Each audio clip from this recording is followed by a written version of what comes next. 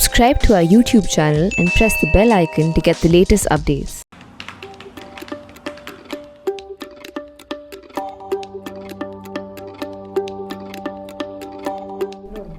Last week with National Interest, I had made a request to all of you to take paid subscriptions to theprint.in, and I'm very happy to note that many of you have done so. So thank you very much. I cannot start without thanking you, and I hope others will also follow your example and pay for the journalism they value. Having said that, let's talk about this week's National Interest. So every Friday, I wake up in struggle trying to figure out what should National Interest talk about this week, because this has gone on week after week after week after week for more than 20 years now, in fact almost 25 years now. So you need a fresh idea, and when someone else gives you the idea, you have to thank him or her. In this case, for this week, I thank for the National Interest idea Amitabh Kant, CEO of Niti Aayog. Now what happened, he made a statement in an interview with Swarajya magazine that there is too much democracy in India. Now this immediately led to a controversy, because a lot of people thought that this is exactly what Modi government wants.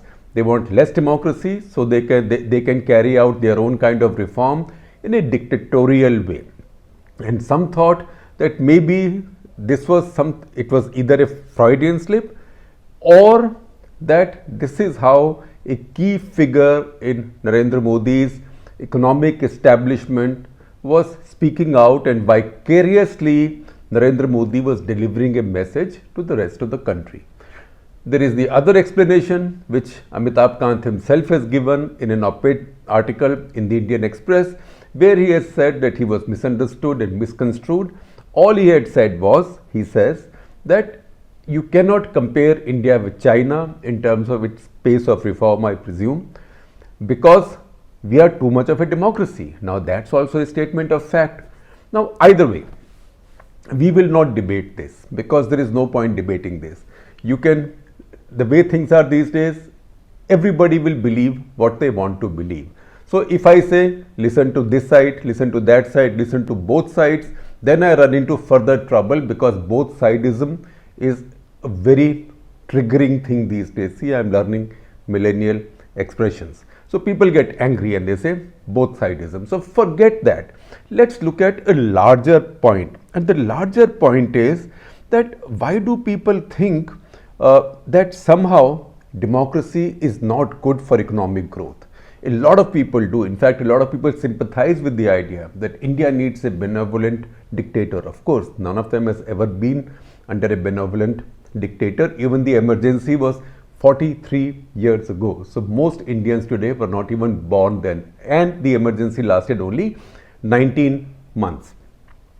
So people think that, oh, it's too much democracy. See, Narendra Modi brings in these marvelous farm reform laws, and now there are people protesting. What if we were less of a democracy, or kam se kam 10-15 saal ke liye we should suspend so much democracy, have a controlled, guided, managed democracy. So meanwhile, you can build India's economy. So we go into a more complex debate whether democracy is good for economic growth or bad. Is it an asset or a liability? Then how much democracy is good, and when does it become too much? And is there such a thing as limited democracy or guided democracy? Now, this takes me back to a discussion almost, or maybe little more than 2 decades ago in New Delhi, organized by the Asia Society. And the panel was, how can India become an investment magnet for the world? I was sitting on the panel with a man called Ronnie Chan. Now Ronnie Chan is one of the richest people from Hong Kong. He is a philanthropist, entrepreneur, very voluble, very energetic. He owns the Hang Lung construction company, the big real estate czar. So somebody asked him a question that you are investing so much money in Shanghai and in China, why aren't you investing in India? So he said, I can't invest in India because it's too much of a democracy. You guys have too much democracy. So when you have a little less of it, I will come and invest in India. Right now, I don't think I should be investing in India. And that set off quite an argument, because this was a hall full of Indian corporates. Now this was an opportunity for everybody to play a patriot and also play a defender of democracy. I also didn't lose that opportunity. After all, if somebody bowls a full toss at you, you're not going to shoulder arms, you're going to hit the full toss wherever there are empty spaces in the ground. So we did that. But he still had figures on his side. He said, look how well the Chinese are doing. Look how perilous investments are in your country, because your policies change, your decisions change, your courts come in, etc., etc., etc. So this discussion was not going anywhere, because he had the facts and we all had the emotion on our sides. Then a gentleman in the front row stood up. Later it turned out that he was the Japanese ambassador to New Delhi at that time. He stood up and he said, look, before you debate any further, remember that the real economic miracle of the post-Second World War world is none else than my Japan, my brave little Japan, which has been very democratic. If anything, it's become more democratic over the years, over the decades. Its institutions have become stronger and it's become a dominant economic superpower in the world. So don't say that democracy is bad for economic growth. And then it set us thinking. It set me thinking now that I was looking at this debate that has come up just now. And then with me also, the penny dropped, and that is the thought process I take forward this time in this national interest. Because much ahead of China, the economic boom of Taiwan, Korea and Japan had preceded it. Now Japan, we spoke about, Japan has been a democracy right through since the war, and Japan had been devastated in the war. Japan faced the only nuclear attacks in the history of humankind.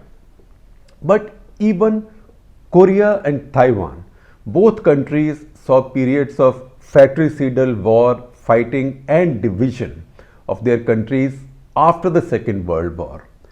Both countries today are economic powers. They're globally envied economic powers, brilliant standard of life for their people, great growth and great wealth. It is true that both started out in a dictatorial system, Taiwan under General Chiang Kai-shek, and Korea, after going through many years of instability. In 1962, Park Chung-hee took over Korea, ruled for more than 15 years. He ran a dictatorial system which began to loosen a little bit towards the later half of his reign, but it was a dictatorial system. But the fact is that both Korea and Taiwan, as they grew more prosperous, as they grew more advanced, as their people became more aware, became more democratic. In fact, if you tell a millennial today, and more than 70% of India's population is millennial, if you told them today that look at South Korea and Taiwan today, and imagine that they were under General Chiang Kai-shek and his son and under Park Chung-hee, dictators, most of them will have no recollection or knowledge unless they are studying these areas academically very closely or preparing for UPSC. So those countries, in fact, as they've become global economic miracles, engines of global growth, they have democratized. And as they have democratized more, they've seen protests in public. We just saw one in Taiwan when farmers got upset about some meat imports and they threw pig entrails also in protest in the markets. So these are countries now with very functioning, very noisy democracies, and as their democracies have become noisier, as their democracies have become richer and deeper, so have their people and so has their economic growth picked up. In fact, if you take this a little bit further, think about the place that Ronnie Chan came from. He was only ethnically a Chinese, but he was from Hong Kong and he built his wealth and fame and wealth which he could now invest in China and fame, which would bring him also to conferences like that, because of the democratic system in Hong Kong, where you had political freedoms and economic freedoms. So once again, it proves the point that democracy is good for economic growth rather than be a liability. So this idea. Now, if you look around the world, you might say, no, but the Chinese have done better. Chinese have done better, but look at the history of China, because just as we say with mutual fund ads, past performance is not a guarantee of future performance or future outcome. The opposite applies in the history of nations. Past performance does guide your sense of what will happen in the future. So look at China. China was a full dictatorship under Mao, and then came Deng. Until then, China had about the same income level as India, if not lower in many areas.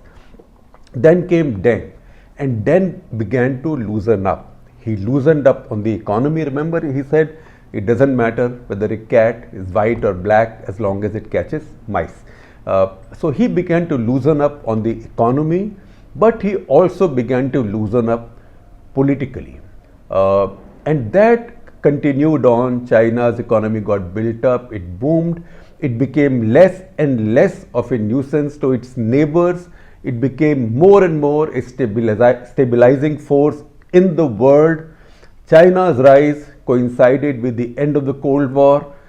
So in a unipolar world, China provided some kind of a balance without being offensive to anybody. And at the same time, many freedoms began to grow in China. There were blogs, there was social media, there were academics, and there were some debates as well.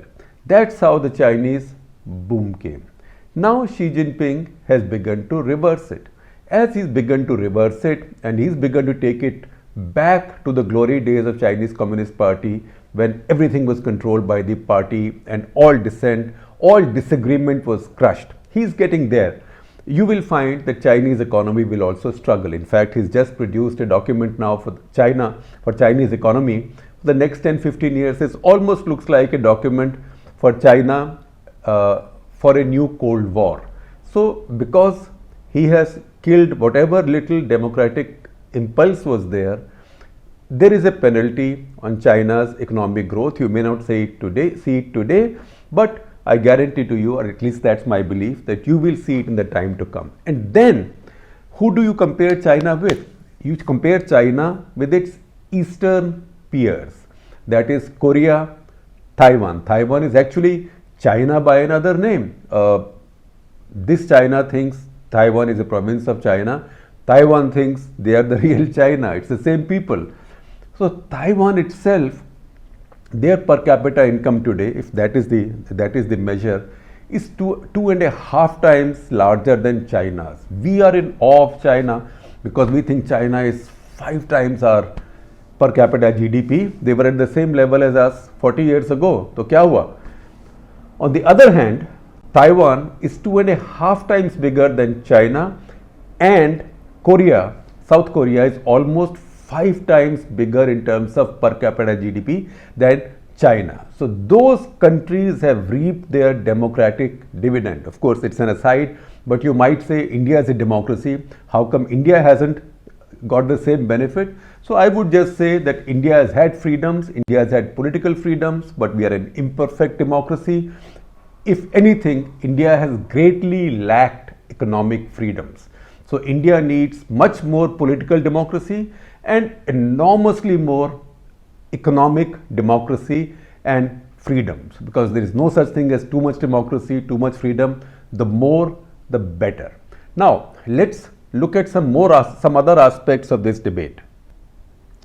Now, when Hong Kong merged with China and the British left, then optimists had thought, in fact, the general view was that Hong Kong will change China democratically more than China would change Hong Kong. This was happening for some time, and this worked to China's benefit.